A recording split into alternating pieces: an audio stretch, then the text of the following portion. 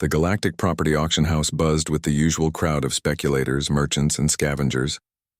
Melissa Chen stood at the back, her worn jacket contrasting sharply with the shimmering exosuits of the wealthier bidders. She had exactly 25 credits to her name, saved from 3 months of scrubbing plasma conduits on freight haulers. Lot 847, the Vaxorian auctioneer announced, its tentacles rippling with barely concealed disdain. Planet designation K771 Outer Rim Territory. Barren classification. Starting bid, 1 credit. The holographic display showed a gray, lifeless rock floating in the void. No atmosphere, no water. No resources worth mentioning. The silence in the auction hall was deafening.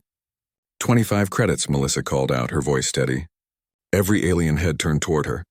A Karathi merchant's mandibles clicked in what might have been laughter. The auctioneer's eyes widened, all 7 of them. Sold to the human. May the void have mercy on your foolish species. 3 days later, Melissa stood on the surface of K771, breathing recycled air through her helmet. Liam Rodriguez, her partner and the only person crazy enough to join this venture, was scanning the barren landscape with equipment that was older than both of them combined.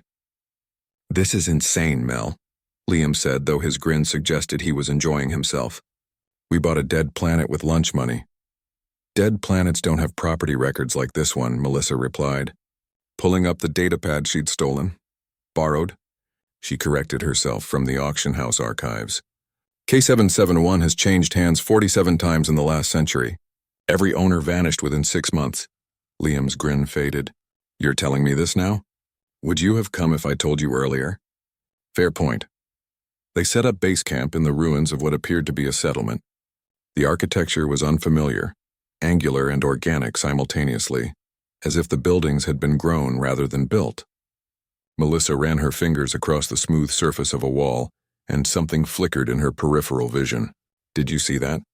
she asked. Liam was already moving toward another structure, his scanner beeping frantically. "Melissa, these readings don't make sense. There's energy here. A lot of it.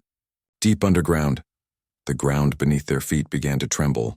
What emerged from the planet's crust wasn't a creature, not in any conventional sense. It was geometry made manifest. A shifting pattern of light and shadow that hurt to look at directly. Melissa's mind struggled to process what her eyes were seeing. The entity spoke, though not with sound. The words appeared directly in her consciousness, cold and ancient. "Another comes. Another will vanish. The cycle continues." Liam stumbled backward, his face pale behind his helmet's visor. "What the hell is that thing?" Melissa's scientific mind was racing. Every previous owner had disappeared. Not died, disappeared. The entity wasn't hostile. It was lonely. "You're stuck here," she said, addressing the impossible being. "You've been trying to communicate, but every species that comes here can't handle your presence. They lose themselves trying to understand you." "Correct. We are the Corel. We exist between dimensions. Your universe trapped us here when our ship failed. We reach out. They flee into us. They become lost in the spaces between." "How many are lost inside you?" Melissa asked.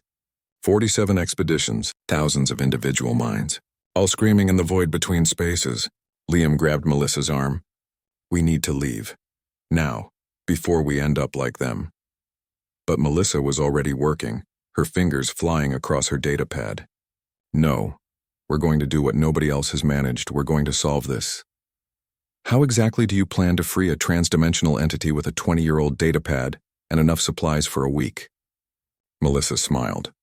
"Because humans are really, really good at improvising with limited resources. And because we're stubborn enough to try." Over the next 4 months, Melissa and Liam worked tirelessly. They didn't try to understand the Krell.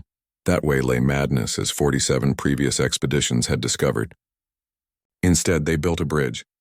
Using salvaged parts from the abandoned settlements, scavenged alien technology, and principles of quantum entanglement that Melissa barely understood herself, they constructed a device that could interface with the dimensional barrier, without forcing human consciousness to directly interact with the Corel's incomprehensible existence.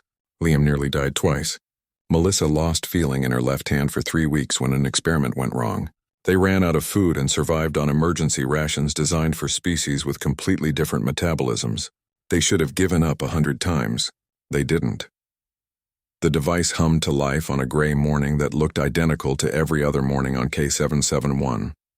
The Corel's geometry shifted, contracted, and then expanded rapidly.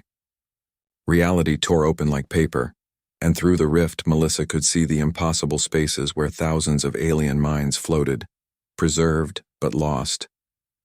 "Initiating recall sequence," Melissa announced, her voice hoarse from weeks of breathing recycled air. One by one, the trapped consciousness returned to corporeality. The Corel guided them back, apologetic and grateful in equal measure. Aliens of dozens of species materialized on the planet's surface, confused but alive.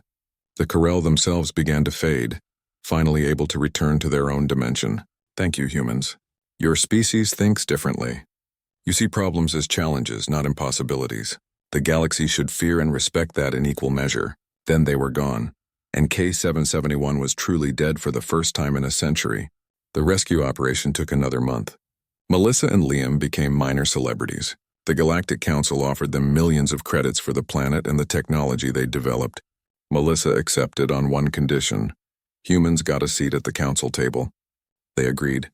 Liam looked at Melissa as they prepared to leave K771 for the last time. "We bought a planet for 25 credits and ended up saving thousands of lives and getting humanity into the Galactic Council." Melissa grinned. "Not bad for lunch money." As their ship lifted off, the gray planet below seemed a little less dead, a little more peaceful. And across the galaxy, aliens whispered about the humans who succeeded where everyone else had failed. Not because they were stronger or smarter, but because they were too stubborn to know when to quit. That, more than anything, was what made humanity truly terrifying and wonderful.